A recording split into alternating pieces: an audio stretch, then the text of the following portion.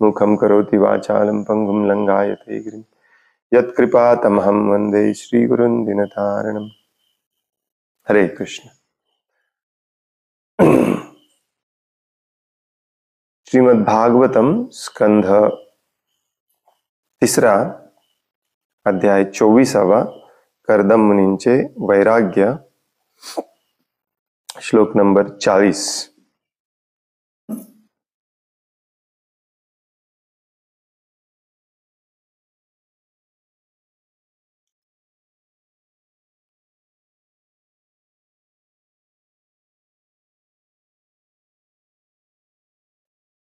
मात्र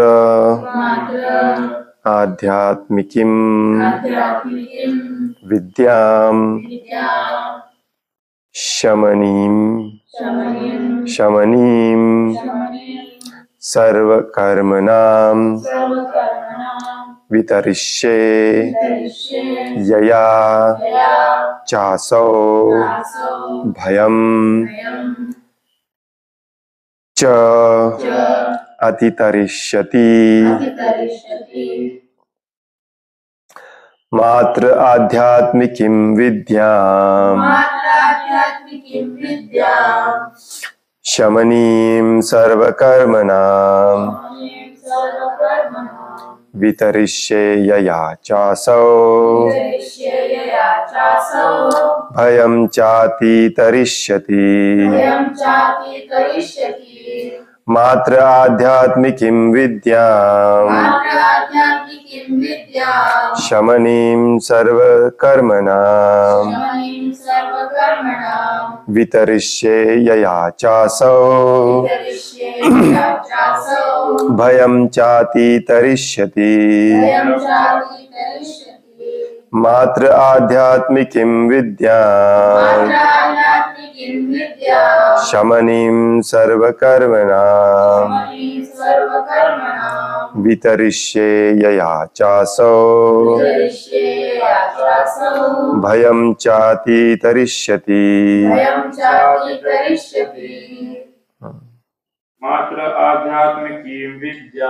मात्र आध्यात्मिकीं विद्यां शमनीं सर्वकर्मणां वितरिष्ये यया चासौ भयं चातितरिष्यति। मात्र आध्यात्मिकीं विद्यां शमनीं सर्वकर्मणां वितरिष्ये यया चासौ भयं चातितरिष्यति। मात्र आध्यात्मिकीं विद्यां शमनीं सर्वकर्मणां वितरिष्ये यया चासौ भयं चातितरिष्यति। मात्र आध्यात्मिकीं विद्यां शमनीं सर्वकर्मणां वितरिष्ये यया चासौ भयं चातितरिष्यति। मात्रे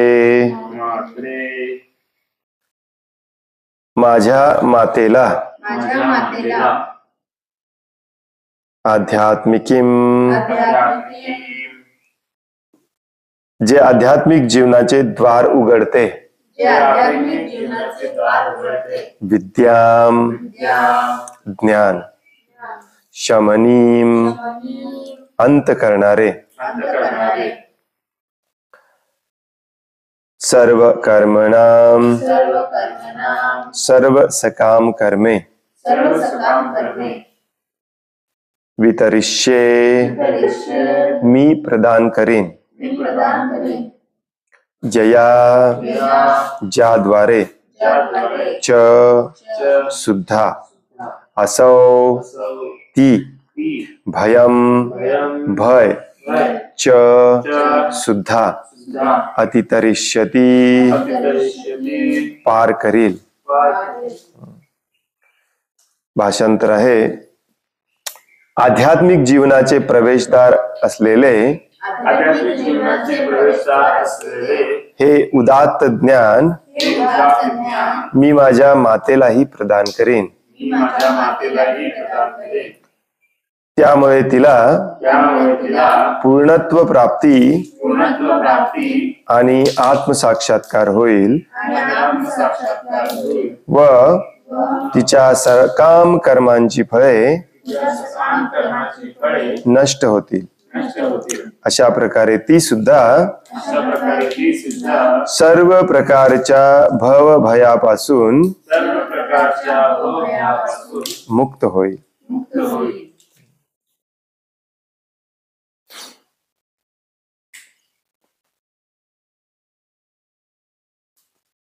हा शेवटचा श्लोक आहे कपिल देवांचा. त्यानंतर मैत्रेय ऋषी कथा पुढे सुरू करतात. कपिल देव आपल्या पिता जेव्हा भेटले, शेवटचा नाही, अजून 2 आहेत, शेवटचा, त्यांनी प्रार्थना केली आणि त्यानंतर कपिल देव कर्दम मुनींना समजावून सांगतायत की माझ्या अवतार धारण करण्याचा उद्देश काय आहे. तर या शेवटच्या श्लोकामध्ये सांगतात की हे जे ज्ञान आहे तेच आध्यात्मिक जीवनाचं प्रवेशद्वार आहे आणि ते मी माझ्या आईला पण देणार आहे. ज्या ज्ञानामुळे माणूस पूर्णत्व प्राप्त करू शकतो, आत्मसाक्षात्कार त्याला होईल आणि तो सकाम कर्माची सगळी फळे नष्ट करून सर्व भयापासून मुक्त होईल. हे आपल्यासाठी पण आहे. तात्पर्य श्रील प्रभुपादांद्वारे गृहत्याग करताना कर्दम मुनींना आपल्या निष्ठावान पत्नीविषयी चिंता वाटत होती आणि म्हणूनच त्यांच्या गुणवान पुत्राने वचन दिले की केवळ कर्दम मुनीच भौतिक बंधनातून मुक्त होतील असे नव्हे, तर देवहूती सुद्धा पुत्राकडून उपदेश प्राप्त करून मुक्त होईल. या ठिकाणी एक सुंदर आदर्श घालून देण्यात आला आहे. पती संन्यास घेऊन आत्मसाक्षात्कारासाठी घर सोडून निघून जातो, परंतु त्याचा प्रतिनिधी व त्याच्या इतकाच विद्यासंपन्न असणारा त्याचा पुत्र घरी राहून मातेचा उद्धार करतो.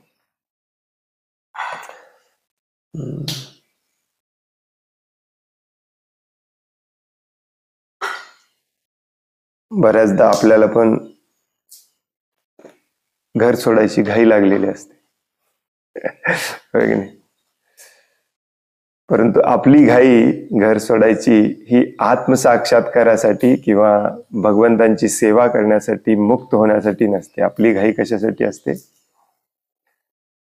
आता जिथे अडकलोय त्यातून, त्या संकटातून कधी एकदम मुक्त होतो असं वाटत असते आपल्याला, है की नाही? रोजची किटकिट, रोजचा किरकिर, त्यातून निर्माण झालेला क्रोध, वैताग, याच्यासाठी संन्यास घ्यायचा नसतो. कारण भौतिक जगातल्या भौतिक आसक्तीतून आपण मुक्त झालेलो नाही. आणि म्हणून 50व्या वर्षी आपल्याला घर सोडायचं आहे, भगवंतांच्या सेवेमध्ये पूर्णपणे लागायचं आहे. ऍक्च्युली त्याच्या आधीच लागलं पाहिजे या कलियुगामध्ये, कारण 50 हे आपलं सेंटर नाही आहे जीवनाचं. ॲव्हरेज लाईफ स्पॅन आता 60-70 ला आलेले आहे, त्यामुळे आपलं 30-35 सेंटर आहे. 30-35च्या आसपास आपल्याला बास झालं पाहिजे सगळ्या भौतिक जीवनाचा. काल काय शब्द वापरला भगवंतांनी?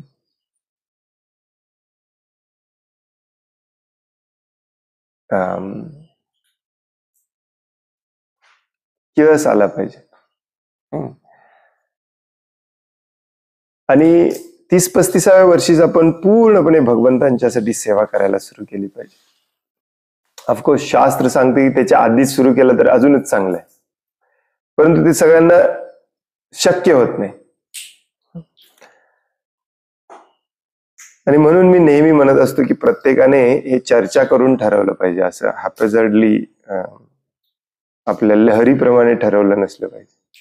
यस, शास्त्रिक इंजंक्शन आहे, शास्त्राचा आदेश आहे, परंतु जिला पत्नी म्हणून तुम्ही स्वीकारलंय तिची पण जबाबदारी आहे तुमच्यावरती. मुलं, त्यांची पण जबाबदारी आहे तुमच्यावरती. आणि जनरली हा एक आदर्श आहे जो इथे सांगितलेला आहे की आपल्या मुलांना जबाबदारी घेण्यासाठी सक्षम बनवणे आणि मग आपण गृहत्याग करून भगवंतांच्या सेवेत लागणे. ऑफकोर्स आपण रोज चर्चा करतो की मॅक्झिमम लोकांना हे करायचंच नाहीये.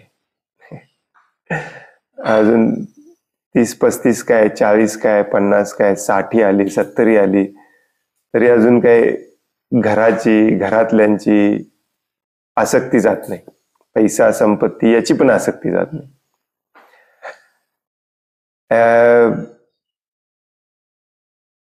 परंतु इथे सांगितलंय ते म्हणजे की ज्यांना असं वाटतंय त्यांनी देखील जबाबदारीची पूर्ण जाणीव ठेवून त्याच्यासाठी व्यवस्था करून मग भगवंतांच्या सेवेसाठी आयुष्य पूर्णपणे अर्पण केलं पाहिजे.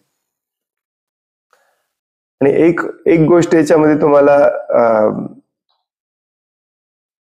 जाणीव होते का बघा, वानप्रस्थ संन्यास हे का ठराविक काळानंतर घ्यायलाच पाहिजे असं श्रील प्रभुपादांनी सांगितलंय. तर सद्यस्थितीला जंगलं राहिले नाहीत किंवा सद्यस्थितीला समाज व्यवस्था अशी राहिलेली नाही आहे की ती संन्यासांची काळजी घेईल. संन्यास आश्रम पाळणे पण अत्यंत कठीण आहे. मग अशा वेळेला काय करायचं, अशा वेळेला आपण सगळं आपला काम धंदा सगळं सोडून देऊन जिथे राहतोय तिथे का राहत असे ना, परंतु पूर्ण वेळ आपला 24 तास भगवंतांच्या सेवेमध्ये आपण दिला पाहिजे. असं जर जमत नसेल तर आपली राहण्याची व्यवस्था अशा ठिकाणी केली पाहिजे जिथे आपण 24 तास भगवंतांच्या सेवेमध्ये राहू शकू. परंतु हे करणं गरजेचं आहे. आणि विदुर जेव्हा आपल्या भावाला सांगतात बास आता सोड घर, तो अध्याय तुम्ही पुन्हा पुन्हा वाचला पाहिजे. ही जी प्रक्रिया आहे एका ठराविक वयानंतर घर सोडायची, ही स्टेप बाय स्टेप कधी करायची नसते. चालू आहे, प्रयत्न चालू आहे प्रभूजी, हळूहळू प्रयत्न चालू आहे, हे हळूहळू होत नसते, हे एकदम डिसिजन घ्यायचं असते. कोणी वानप्रस्थाला वनामध्ये घर सोडून गेलेला आठवड्यातून एकदा घरी परत येत नाही, असं कुठे लिहिलेलं नाही आहे शास्त्रामध्ये. ही स्टेप म्हणून प्रभुपाद परवाच्या एका तात्पर्यामध्ये सांगतात बघा, हे स्टेप बाय स्टेपच्या प्रोसेसमध्ये असतात, ते अनादि अनंत काल स्टेप बाय स्टेप मध्येच असतात, स्लोली क्रमशः. यस, त्या स्टेजला यायला आपण स्टेप बाय स्टेप आपली प्रगती करायची आहे, परंतु एक दिवस हा निर्णय आपल्याला घ्यायचा आहे. मॅक्झिमम लोक काय करतात, या हळूहळू त्या निर्णयाला येण्यासाठी, आणि आपल्याला आजकाल मार्गदर्शन पण तसंच केलं जातं, आहे त्या परिस्थितीत ऍडजस्टमेंट करून राहता येते का बघा. त्यामुळे बरेचसे प्रश्न असेच असतात, प्रभूजी माझ्या ऑफिस आणि आध्यात्मिक लाईफ मध्ये बॅलन्स ठेवून मला कसं जगता येईल, मला हे अध्यात्मामध्ये प्रगती करत करत माझा व्यवसाय पण कसा बघता येईल. नाही बघता येत, नाही ऍडजस्टमेंट करतायत. ती ऍडजस्टमेंट एक ठराविक काळासाठी असते, एक ठराविक वयापर्यंत असते, जोपर्यंत तुम्ही गृहस्थ आहात. ऍक्च्युली गृहस्थ आश्रमामध्ये देखील हे सगळे अननेसेसरी काम, पाप कर्म बंद करायला सांगितले, त्याच्यावरती पण काम केलं पाहिजे. परंतु आहे त्याच आपण ऍडजस्टमेंट करत असतो. आहे त्यातच ऍडजस्टमेंट करत राहणे याला स्टेप बाय स्टेप भक्तीमध्ये प्रगती करणे म्हणत नाही. ही आपली खूप खूप खूप खूप चुकीची कल्पना आहे. ज्या ठराविक गोष्टी सांगितलेल्या असतात त्या ठराविक गोष्टी आजपासून बंद करायच्या म्हणजे करायच्या, या निर्णयाला येण्यापर्यंत आपण जसं मनाची तयारी करतो त्याला स्टेप बाय स्टेप म्हणायचं. मग त्याला 2 दिवस लागोत, 4 दिवस लागोत. परंतु ती स्टेज येतच नसेल तर तुमच्या स्टेप मध्ये काहीतरी प्रॉब्लेम आहे. ती स्टेप्स जादा झालेत किंवा इन्फिनिटी झालेत, ती शेवटची स्टेज येतच नाही. याचं साधं उदाहरण आहे, मला कांदा लसूण बंद करायचा आहे, इतके वर्ष मला सवय आहे परंतु मला बंद करायचं आहे. आपण स्टेप बाय स्टेप बंद करतो का? आठवड्यातून 2 दिवस खाणे, मग आठवड्यातून 1 दिवस खाणे, असं करत बंद करतो का? हे एक मनाची तयारी करायला वेळ लागतो, त्याला स्टेप बाय स्टेप म्हणतात. परंतु मनाची तयारी झाली की बस उद्यापासून बंद म्हणजे बंद, हे असंच बंद करायचं असतं. चहा कॉफी असो, कांदा लसूण असो, गृहस्थ आश्रम असो, असंच बंद करायचं असतं. त्याच्यामध्ये कुठे स्टेप बाय स्टेप नसतं. बरं, हे स्टेप बाय स्टेप आपलं काय करतं, आपल्याला एक आतून एक थोडस कम्फर्ट लेवल देतं. हा येस, इंद्रिय तृप्ती अजून सुटलेली नाही आहे, त्यामुळे शास्त्रामध्ये सांगितलंय हळूहळू करा, हळूहळू करा. शेवटी भयानक आजाराने आपण काय म्हणतात त्याला, अंथरुणावर खिळून राहतो, तरी आपल्या डोक्यात स्टेप बाय स्टेपच असते. 70 उलटली, 80 आले, आजार झाला, आजारात मध्ये पडलोय, तरी अजून स्टेप बाय स्टेपच आहे. माझा नातू काय करतोय, माझी नातवंड काय करतात, त्यांचं भलं झालंय का, त्यांच्यासाठी मी साठवलंय का, व्यवस्थित साठवून ठेवलंय का, अजून साठवून ठेवायला पाहिजे का. आणि जप पण करतोय प्रभूजी मी, असं नसते. एक वेळ अशी असते की आपल्याला हा निर्णय घ्यावा लागतो की मला हे करिअर जे सांगितलेलं आहे, जॉब माझा जो आहे, माझा जो व्यवसाय आहे, ते शास्त्रामध्ये हजारो वेळा सांगितलेलं आहे पाप कर्म आहे. याची तर भीती मला राहिलेलीच नाही, नरकात जायचं याची. पण तुम्हाला सोडायचं आहे, सोडायचं आहे, सोडायचं आहे. कधी सोडायचं? कधी कधी आपण प्लॅनिंग करतो की एक कॅप ठरवतो, एवढं गोळा झालं की सोडायचं, एवढं गोळा करायचं किंवा, आणि प्रत्येकासाठी ती लेवल वेगळी असते. आणि कधी कधी ती लेवल आपण चेंज करत राहतो. आपण ठरवलेलं असतं 2 लाख झाले की सोडायचं, मग एक दीड पावणे 2 लाख झाले, कधी कधी 2 लाख होऊन गेलं तरी आपण सोडत नाही. काय झालं प्रभूजी? नाही, इन्फ्लेशन, काळ बदलत चाललाय, आता ते 5 लाख झाल्याशिवाय मी सोडू शकत नाही, मग ते करोड झाल्याशिवाय सोडू शकत नाही, मग 5 करोड झाल्याशिवाय सोडू शकत नाही. हे ऍक्च्युली आपल्या मनाला आपण पटवून देतो की परिस्थितीच तशी आहे, काय करणार प्रभूजी. ऍक्च्युली परिस्थिती नसते. ऍक्च्युली आपण तिथे आपण आपल्या इंद्रिय तृप्तीमध्ये, आपल्या आसक्तीमध्ये अडकलेलं असतो आणि आपल्याला हे ऍडजस्टमेंट करत राहायचेच असतात. हे आपल्याला वाटत असतं अजून 2 दिवस ऍडजस्टमेंट करूया, अजून 2 दिवस ऍडजस्टमेंट करूया, अजून 2 दिवस ऍडजस्टमेंट. अशी कुठे ऍडजस्टमेंट होत नसते ऍक्च्युली. ती मनाची तयारी करायला वेळ घ्या, परंतु एकदा मनाची तयारी झाली, आणि ती झाली पाहिजे. येस, त्याच्यासाठी मग अशा प्रकारचे काही मार्गदर्शनात्मक आपल्याला गोष्टी सांगितलेल्या आहेत शास्त्रामध्ये. जसं की त्यातला हा अत्यंत महत्वाचा मुद्दा आहे की आपल्या मागे जे आहेत त्यांची थोड्याफार प्रमाणात भौतिक व्यवस्था आपण तयार केलेली असली पाहिजे, थोड्याफार प्रमाणात, बरं का. आता याचा पण दुरुपयोग घेतात लोक, आणि मग ते पुढच्या 7 पिढ्यांसाठी बंगल्यामध्ये, गाडीमध्ये कशी राहता येईल एवढं सगळं झाल्यावरच मी सोडणार, असं नसते. तुम्हाला अध्यात्म कळालाय, अध्यात्म म्हणजे काय, आपल्या जेवढ्या गरजा आहेत तेवढ्यासाठीच आपण धडपडलं पाहिजे. मग विनाकारण आपल्या मुलांसाठी करोडो रुपये कशाला कमावून ठेवायचे. ऍक्च्युली आपल्या मुलांसाठी 5 पैसा पण आपण ठेवायचा नसतो. आपल्या मुलांना आपण कष्ट करायला, काम करायला शिकवणे, ते ज्ञान देणे, त्यांच्या पायावरती उभं राहण्यासाठी त्यांना सक्षम बनवणे, एवढी जबाबदारी असे आपली असते, आणि नंतर सोडून द्यायचं असतं. तुम्हाला काही गोळा करून ठेवायचंच नाहीये. 0 जरी गोळा करून ठेवला तरी चालते. परंतु आपल्याला तसं वाटतं आपण गोळा करून ठेवलं पाहिजे, कारण त्या गोळा करून ठेवण्यामध्ये आपला पण थोडा वेळ मिळतो ना आपल्याला. त्याचं कारण मिळतं आपल्याला. त्या कारणाच्या आडोशाला आपण पण अजून एक 10 वर्ष आपण पण भौतिक सुखात काढले की कारण सांगायला झालं आपल्याला. बेसिकली तुमचा मुलगा 18-20 वर्षाचा झाला, संपला विषय. तो स्वतःच्या पायावर उभा राहिलेला असू दे नसू दे, तुम्ही सोडून दिलं पाहिजे जबाबदारी त्याच्यावरती. मी बऱ्याच जणांना सांगतो ऍक्च्युली काही गरजच नाहीये. नाही प्रभूजी अजून शिकतोय, कामच करत नाही, काय कमवतच नाही, मलाच कमवून आणायला लागते. सोडून द्या ना, मरेल.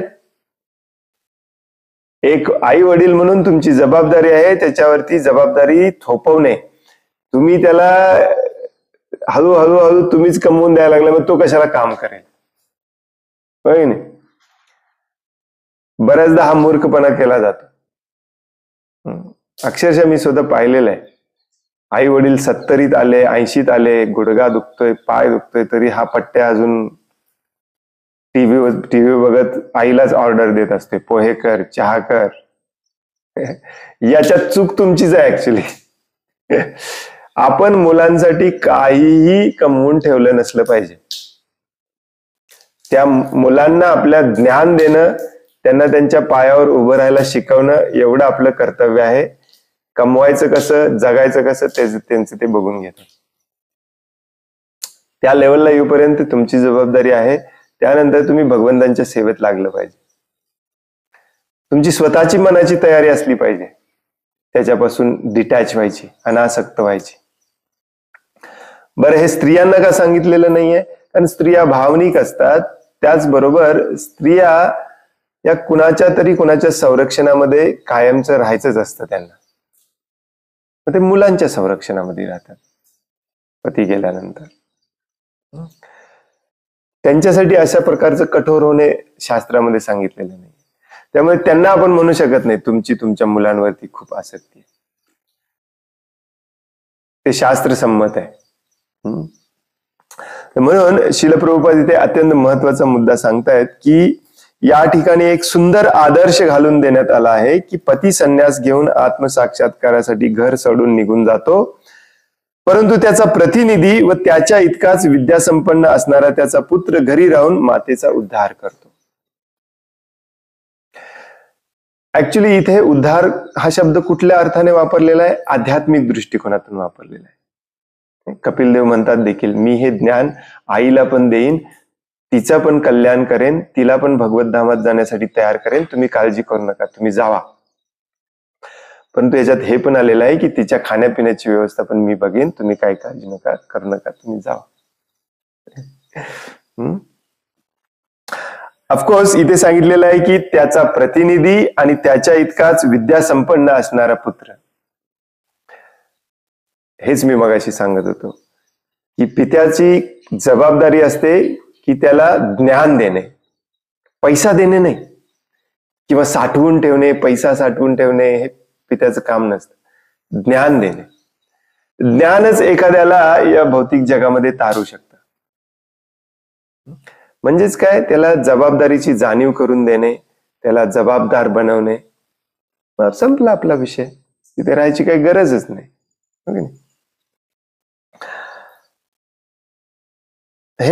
आता हे सगळं आदर्श आहे, आयडियल आहे.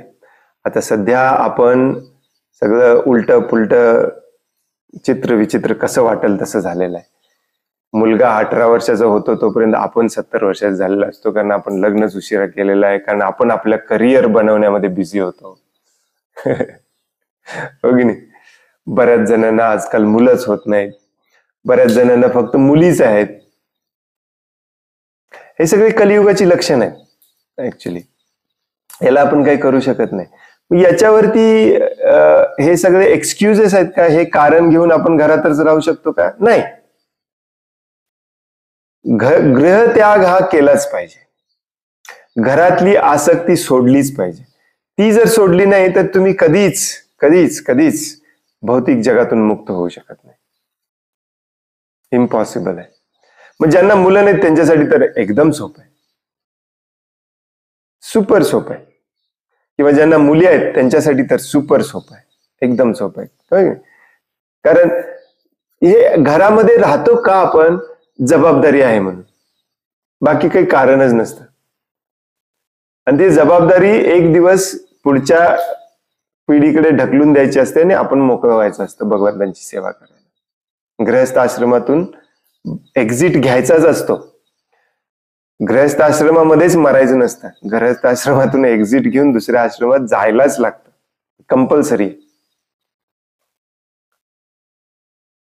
आजकाल विचित्र गोष्ट घडते, मुलीकडे जाऊन राहतात, खरं घर सोडायचं नाही. बरेच जण पाहिले मी. म्हणून श्रील प्रभुपादांचे खूप उपकार आहेत आपल्यावरती. एक माताजी प्रभूजी मिरजेचे मी बघितलेत ऍक्च्युली. ठीक आहे, अजून भक्तीमध्ये पण अजून ते असे परिपक्व नव्हते, परंतु त्यांना एवढं समजलेलं की आपल्याला मुलं नाही आहेत, त्यामुळे आपण घरात राहून काही उपयोगाचं नाही.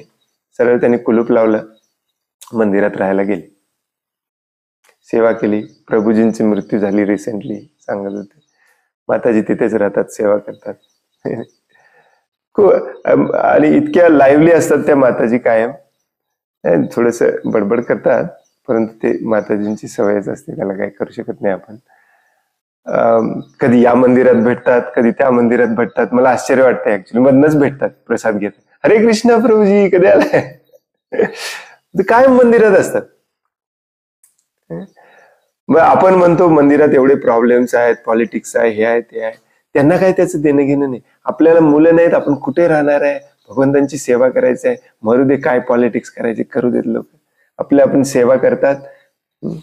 ते खूप माझ्या मागे लागलेले. आम्ही प्रभूजी तुमच्या प्रोजेक्ट मध्ये येऊन राहतो, परंतु त्यांना वाटलं की कधी 3-4 वर्षापूर्वीची गोष्ट आहे ही. त्यांना वाटलं की लगेच काहीतरी होईल, आणि तेव्हा काहीतरी होत पण होतं, एक जागा ठरलेली, म्हणजे ते परत फिसकटलं. खूप म्हणजे लोक त्यांना नावं ठेवायची. मी बघितलं, बरेचसे लोक त्या माताजींना पण नावं ठेवायची. परंतु त्यांचा एक गुण मला आवडला, की घरात राहायचं नाही, आहे की नाही. काय भगवंतांसाठी आहे.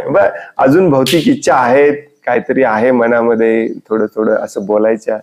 परंतु ऍटलिस्ट एक गोष्ट त्यांना कळालेली मला आवडायची, की चला घरात राहायचं नाही. आपण काय करतोय, विनाकारण घर आणि नातेवाईकांमध्ये गुंतून बसलेला आहे. That is very dangerous. खूप खूप डेंजरस असतं ऍक्च्युली. अक्षरशः कुलूप लावून ते महिना 6-6 महिने भक्तांसोबतच असायचे. कधी या मंदिरात, कधी त्या मंदिरात, कधी या सत्संगात, कधी वृंदावनमध्ये, कधी मायापूरमध्ये. आयडियली आता त्यांचं वय पण झालेलं, दोघे रिटायर्ड होते, त्यामुळे त्यांच्यासाठी ते परफेक्ट पण आहे. आयडियली प्रभुपादांची सेवा करण्यासाठी मी हे रेकमेंड करणार नाही, तुम्ही शेतीच्या प्रोजेक्टमध्ये यावं, शेतामध्ये काम करावं, किंवा शेतीच्या प्रोजेक्टवरती मंदिरामध्ये काम करावं, हे बेस्ट आहे. कारण हे थोडंफार हे पण पुढे नेलं पाहिजे. परंतु तशी कुठे तुम्हाला व्यवस्थाच मिळत नसेल तर आहे त्या मंदिरात पण जावं. मंदिरवाले एखादा सेवा करायला येतो, त्याला प्रसाद द्यायला कुठले मंदिरवाले नाही म्हणणार नाही, ठीक आहे राव, पण त्यांच्या पॉलिटिक्स मध्ये भाग घेऊ नका, मग तुम्हाला त्यांचं आणि तुमचं कधी वाकडं होणार नाही. परंतु ही इच्छा मनामध्ये निर्माण झाली पाहिजे, की माझा आता घराचा माझा संबंध काही जास्त राहिलेला नाही, बास. हे खूप गरजेचं आहे. भागवतम मध्ये आपण या 3ऱ्या स्कंदापर्यंत हे किती वेळा आलं बघा. Very very very important.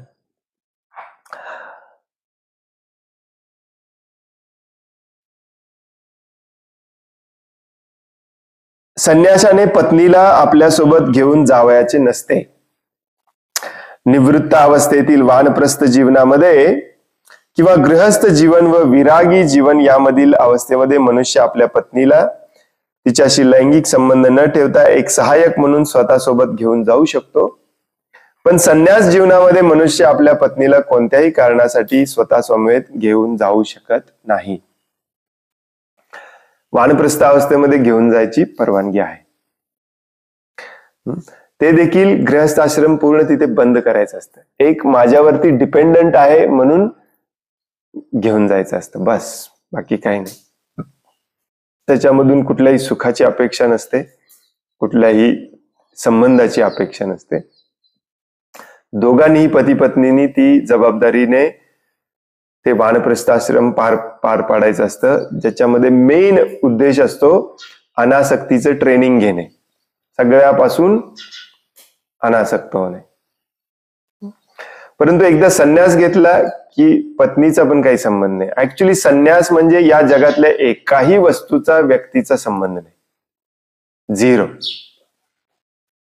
फक्त स्वतःमध्ये रममान, भगवंतांच्या सेवेमध्ये रममान असं. अन्यथा कर्दम मुनींसारख्या महान व्यक्तीले पत्नीला स्वतः समवेत नेले असते आणि तरीही त्यांच्या आत्मसाक्षात्काराच्या कार्यामध्ये त्यांना कोणतीही बाधा आली नसती. कर्दम मुनी परफेक्ट होते. आपल्या पत्नीला जरी घेऊन गेले असते तरी ते शुद्ध भक्तच राहिले असते. परंतु जसं परवा पण सांगितलं की घरात स्वतः भगवंत आलेले असताना हे संन्यास का घेत आहेत? शास्त्राची विधिविधान पाळणे हे प्रथम कर्तव्य असतं आपलं.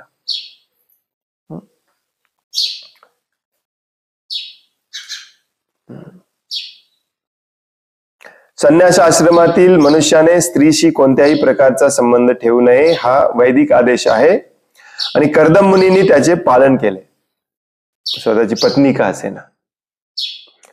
रूल इज रूल, नियम म्हणजे नियम. तथापि पतीने सोडलेल्या स्त्रीची स्थिती काय?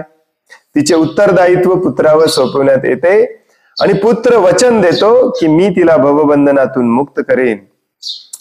तुम्ही बिनधास्त होऊन घर सोडू शकता. स्त्रीने संन्यास घेणे निषिद्ध आहे. अंडरलाईन करायला, स्त्रीने संन्यास घेणे निषिद्ध आहे.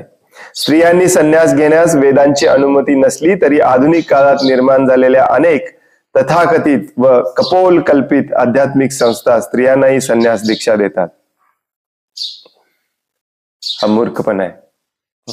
साध्वी म्हणतात, मूर्खपणा आहे.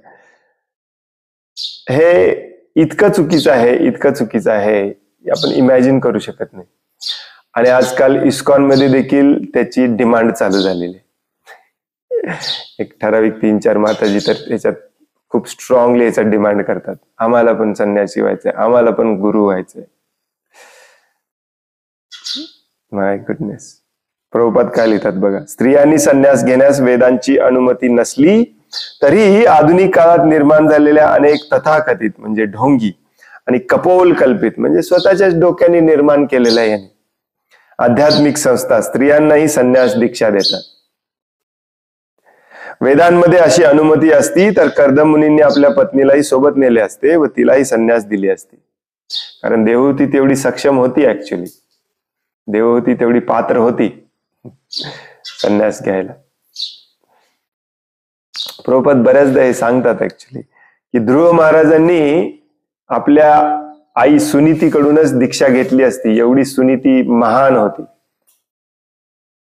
परंतु नाही, ते वनात गेले, गुरु शोधला आणि गुरुकडून दीक्षा घेतली. येस, स्वाभाविकच नॅचरलीच स्त्री ही गुरु असते, नाही असं नाही. मुलांना कोण शिकवते? स्त्रीच, आईच शिकवते. परंतु आजकाल आपल्या इस्कॉन मध्ये देखील काही माताजींना सर्टिफिकेट पाहिजे, तुम्ही पण गुरु आहात उद्यापासून. कशाला पाहिजे सर्टिफिकेट? गुरुचं काम काय आहे? ज्ञान देणे. जावा आणि ज्ञान द्या ना. हे सर्टिफिकेट केव्हा लागतं? जेव्हा पोझिशन पाहिजे असते, त्या पोझिशन मधली प्रतिष्ठा पाहिजे असते. युजलेस. त्या एक माताजी ज्या सगळ्यात पुढे असतात, मला पण गुरु व्हायचंय, मला पण संन्यासी व्हायचंय, ते खरोखरच घर सोडून फिरतात इकडे तिकडे. अजून नवरा आहे त्यांच्या, नवऱ्याला पण सोडले, घर सोडले आणि प्रत्येक सेंटरला जाऊन लेक्चर देणे. येस, त्यांचे लेक्चर खूप जबरदस्त असतात बरं का. पण ऍक्च्युली विद्वान आहेत त्या, नो डाऊट. परंतु शास्त्राच्या विरुद्ध आहे. नवरा राहिला घरी, बायको सोडून फिरायला लागले सगळीकडे, वानप्रस्थ घेत. अमेझिंग. प्रभुपादांच्या शिकवणीचं पूर्ण वाट लावायचं ठरवलेलं आहे काही जणांनी, दुर्दैवाने. म्हणूनच प्रभुपादांना खूप कमी लेखलं जातं आजकाल, कुठे सेंटरमध्ये ठेवलंच जात नाही. हे असं असं असं असं करा. कुठे लिहिलंय का शास्त्रामध्ये? प्रभुपादांनी कुठे सांगितलंय काय? मी सांगतोय ना करा. ही पद्धती चालू आहे आजकाल आपल्याकडे सगळीकडे. Horrible horrible actually. आणि ज्यांना आपण महान महान महान गुरु संन्यासी समजतो ते पण याला सगळ्याला अनुमती देतात. मला काही प्रॉब्लेम नाही. कोणी माताजी गुरु झाले, संन्यासी झाले तरी मला काही प्रॉब्लेम नाही. परवा एक आपलेच गुरु म्हणत होते. व्हॉट डू यू मीन तुम्हाला प्रॉब्लेम नाही? तुम्हाला प्रॉब्लेम नाही कारण त्या होणारच आहेत गुरु, कारण त्यांनी तुम्हाला ब्लॅकमेल केलेलं आहे. मला पण गुरु करा, नाही तर मी सांगतो तुम्ही कसे गुरु झाला. हा प्रकार आहे ऍक्च्युली. It's not good. हे अशा प्रकारे कोणी गुरु होत नसतो. ऍक्च्युली चैतन्य महाप्रभूंनी सांगितले की तुम्ही सगळेच गुरु व्हा. हमारा आज्ञा होई, हमारा आज्ञा आहे गुरु होय तारे यही देश. पण तू कोण? ज्याला कृष्ण विज्ञान माहितीये. हे खूप महत्वाचं आहे. प्रभुपाद सांगतात की स्त्रियांना संन्यास निषिद्ध आहे. काही संस्थांमध्ये आता हे ढोंगी बोगस सुरू आहे. ब्रह्माकुमारी वगैरे तुम्ही बघितलं असाल. साध्वी निर्माण. जैनिझम मध्ये पण आहे साध्वी म्हणतात त्यांना. व्हेरी रॉंग, भयानक रॉंग आहे. वेदांमध्ये अशी अनुमती असती तर कर्दमुनीने आपल्या पत्नीलाही सोबत नेले असते व तिलाही संन्यास दीक्षा दिली असती. स्त्रियांनी घरीच राहिले पाहिजे. एकच वाक्य आहे, स्त्रियांनी घरीच राहिले पाहिजे. तिच्या जीवनात केवळ 3च अवस्था आहेत. बालपणी पित्यांवर अवलंबून राहणे, तरुणपणी पतीवर अवलंबून राहणे आणि वृद्धपणी कपिलासारख्या वयात आलेल्या पुत्राच्या आश्रयाखाली राहणे.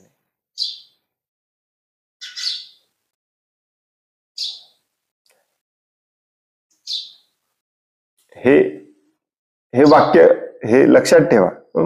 3, 24, 40 लोकांना सांगा, आपल्या भक्तांना सांगा. इतका मूर्खपणा चालू आहे सध्या आपल्या संस्थेमध्ये.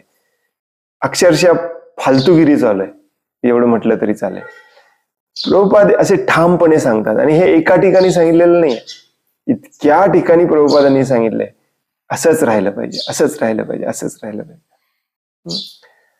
नाही, स्त्रियांचा पण काही समान अधिकार आहे की नाही? समान अधिकार घेऊन आले स्त्रिया पण गुरु बनायला, संन्यासी बनायला. काय फालतूगिरी आहे.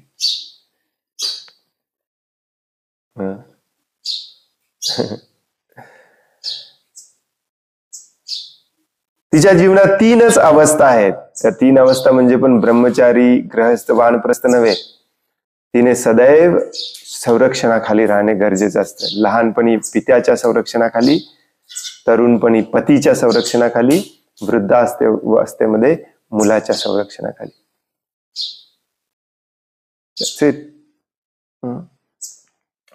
वृद्धावस्थेत स्त्रीची प्रगती आपल्या वयात आलेल्या पुत्रावर अवलंबून असते. म्हणून कपिल देवानं म्हटलेलं आहे, कर्दमुनी एवढाच सक्षम असलेला पुत्र. आदर्श पुत्र असलेले कपिल मुनी या ठिकाणी वडिलांना मातेच्या मुक्तीचे आश्वासन देत आहेत.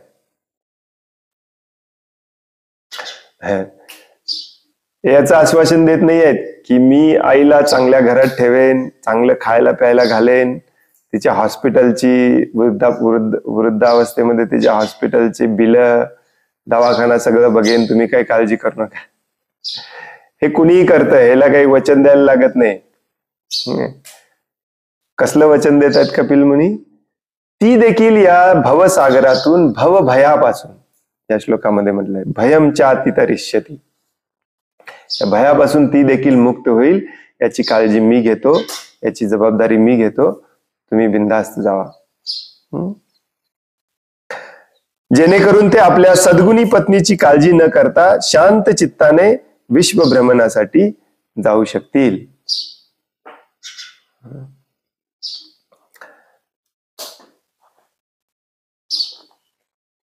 म्हणून मी मगाशी म्हणालं की या सध्याच्या स्थितीला, कलियुगामध्ये असं झालेलं आहे की मुलं 24 वर्षाची झाली, 28 वर्षाची झाली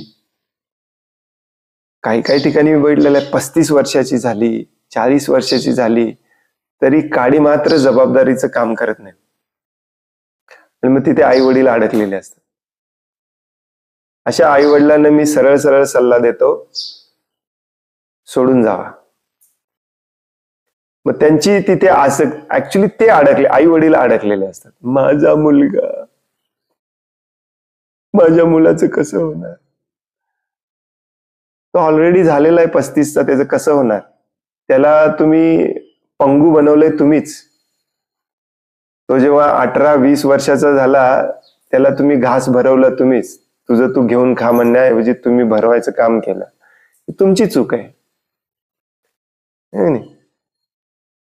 ऍक्च्युली मुलाने ठामपणे सांगितलं पाहिजे, मी जबाबदारी घेतो, तुम्ही काही काळजी करू नका, तुम्ही निवांत मध्ये भगवंतांची सेवा करा.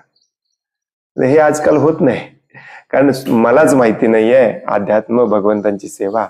मी मुलाला काय शिकवणार?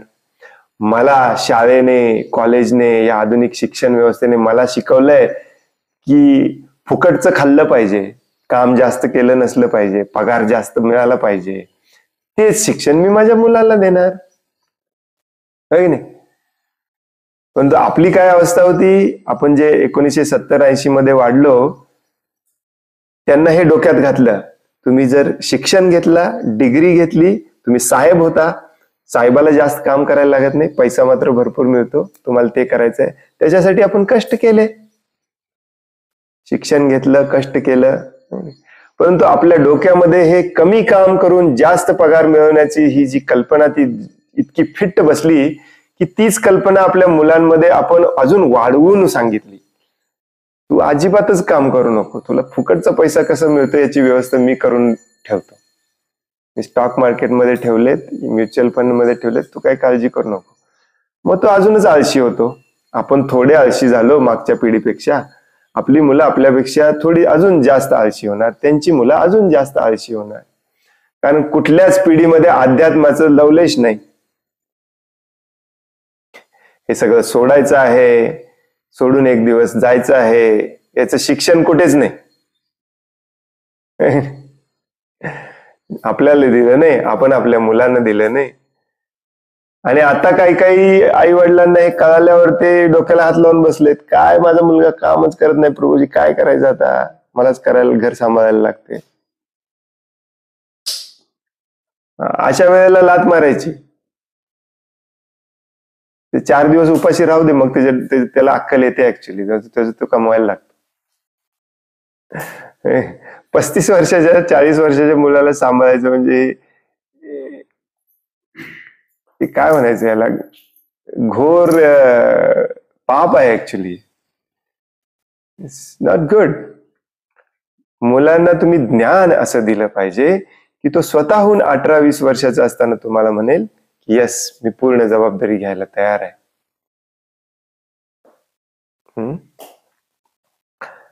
जबाबदारी पैशाची नव्हे, पैशाची जबाबदारी कोणीही घेतं. जेव्हा इथपर्यंत येतं पाणी तेव्हा पोहायला कोणीही शिकतं, तुम्ही त्याची काळजीच करू नका. जबाबदारी ही चारित्र्याची, अध्यात्माची जबाबदारी त्याने घ्यायची असते. घराला, घरातल्या नवीन पिढीला या धर्माच्या मार्गावरती आणणे, अध्यात्माच्या मार्गावरती आणणे, ही जबाबदारी घ्यायची असते. पैसे कमवण्याची जबाबदारी कुणीही घेतं. तुम्ही ही एक स्टोरी आहे ऍक्च्युली. माकड देखील इथपर्यंत पाणी आल्यावरती पोहायला आपोआप शिकतं, कुणी काही करायला सांगत. ज्यांचे आई वडील अगदी लहानपणी मेलेत ते देखील मोठे होतात, काम शिकतात, काम करतात, पैसे कमवतात. कुणी या जगात उपाशी राहत नाही. अजिबात काळजी करू नका. जे आई वडील आपल्या मुलांसाठी लाखो करोडो कमवून ठेवायचे प्लॅनिंग करत असतात ते एक नंबरचे मूर्ख असतात. कारण तुम्ही त्यांना पंगू बनवत असता, अपंग बनवत असता.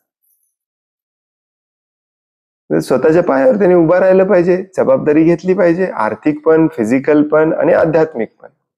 मग तुम्ही मुक्त होऊ शकता. आणि मुक्त हे झालंच पाहिजे. जो मुक्त होत नाही त्याला अध्यात्म कळालंच नाही. Very important. मला वाटतं आतापर्यंत आपण 10-15 वेळा वाचलो असेल हे तिसऱ्या स्कंदात येऊपर्यंत. पहिल्यापासून. हरे कृष्ण.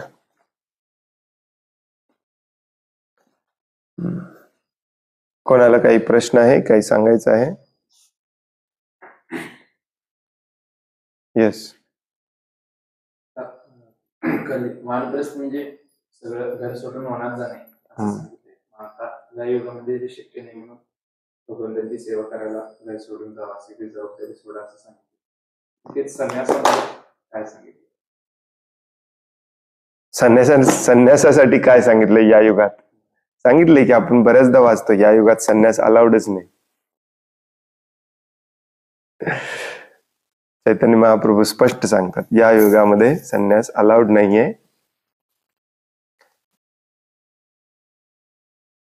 संन्यासचा अर्थ काय असतो? ऍक्च्युली त्याने आपल्या संध्याकाळच्या जेवणाची पण तयारी करायची नसते. त्याला म्हणायचं खरं संन्यासी. उद्या सकाळी मला खायला मिळेल की नाही याची पण त्याला चिंता नसते, त्याला म्हणायचं संन्यासी. तेवढं होणं शक्य नाही. आणि विशेष करून संन्यासाने भौतिक जीवन पूर्णपणे सोडलं पाहिजे. ते बऱ्याच लोकांना शक्य होत नाही. मग हे जसं प्रभुपाद म्हणतात की हे सगळे वैदिक नियम तत्वज्ञान आहेत, आता आपण कलियुगामध्ये ह्याचं पालन कसं करायचं, दरवेळी हे बघायचं की how can we make good use of bad bargain. Yes, आपण आता या विचित्र परिस्थितीमध्ये अडकलोय, याच्यातून चांगलं कसं करता येईल एवढंच बघायचं.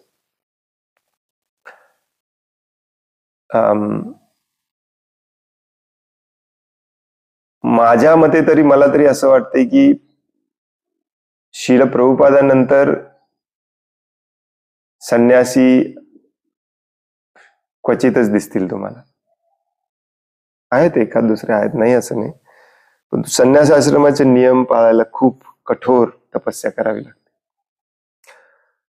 आपण नेहमी वाचतो की संन्यासाने स्त्रीशी अजिबात संबंध ठेवला नसला पाहिजे, अजिबात संबंध ठेवला पाहिजे वगैरे वगैरे वगैरे. काही लोक ते पण करायला तयार आहेत, परंतु त्याच्याही पुढची स्टेज असते ती म्हणजे प्रतिष्ठा आणि पैसा सोडायला तयार नसतात संन्यास आश्रमामध्ये देखील.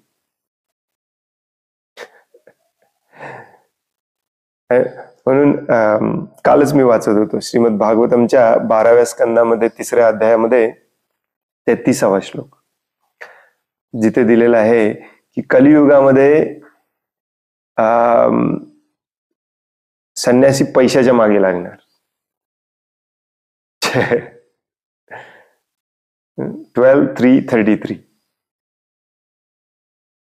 ब्रह्मचारी कसा राहणार, ग्रहस्थ कसा राहणार, वानप्रस्थ कसा राहणार, संन्यासी कसा राहणार, चारही सांगितलेत त्या श्लोकामध्ये. Can you read?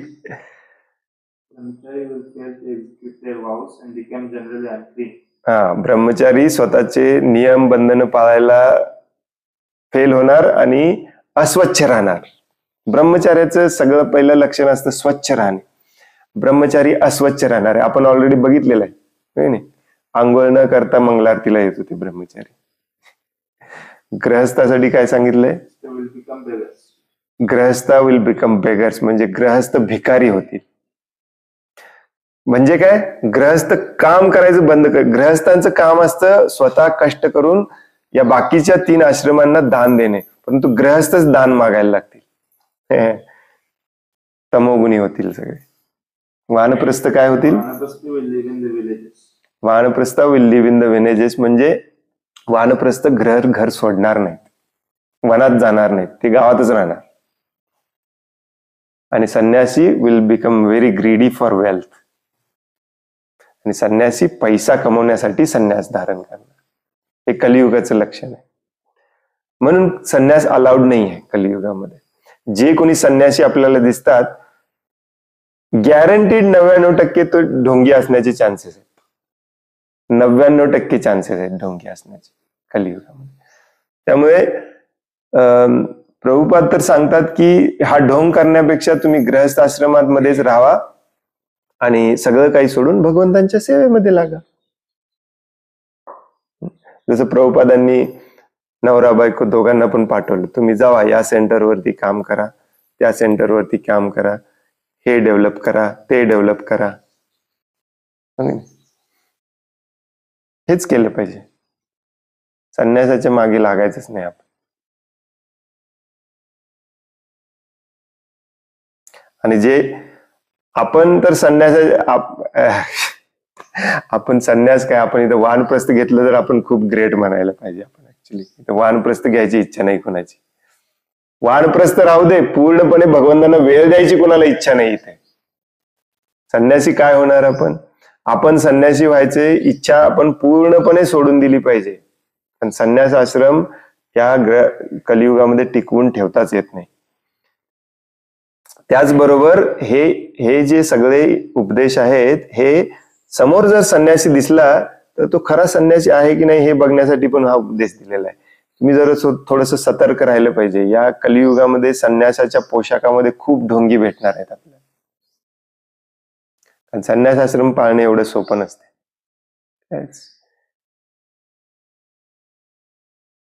म्हणून चैतन्य महाप्रभू सांगतात नो संन्यास. प्रभुपादांनी पण डायरेक्टली आदेश दिलेला आहे जानेवारी 1977 मध्ये, इथून पुढे नो संन्यास आहे. मॅनेज करा 10,000 वर्ष, बस खूप झालं तुमच्यासाठी.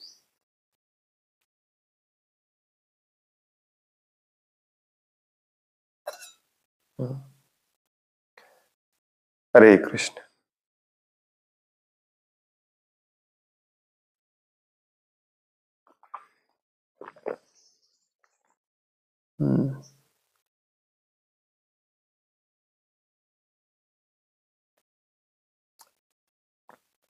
आणखीन कोणाला काही प्रश्न आहे, काही सांगायचं आहे?